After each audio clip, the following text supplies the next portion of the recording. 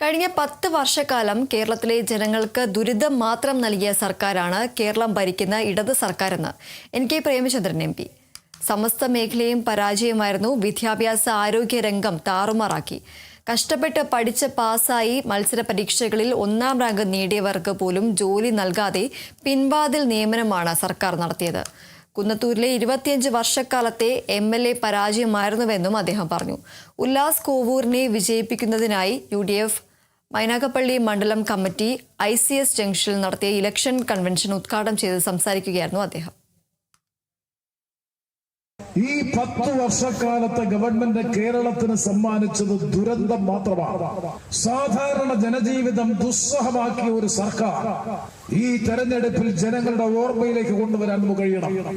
കഴിഞ്ഞ 12 മാസക്കാലമായി രാജ്യത്തിന്റെ സ്ഥിതി വിവര കണക്കുകൾ സൂചിപ്പിക്കുന്നത് ഇന്ത്യ രാജ്യത്തെ ഏറ്റവും കൂടുതൽ വില നിലവാരം ഉയർന്നു നിൽക്കുന്നത് വിലക്കയറ്റമുള്ള സംസ്ഥാനം, ഇൻഫ്ലേഷൻ അഥവാ നാണയപ്പെരുപ്പത്തിന്റെ അടിസ്ഥാനത്തിൽ വിലവർദ്ധനമുള്ള ഇന്ത്യയിലെ സംസ്ഥാനം 1ാം സ്ഥാനം കേരളമാണ്.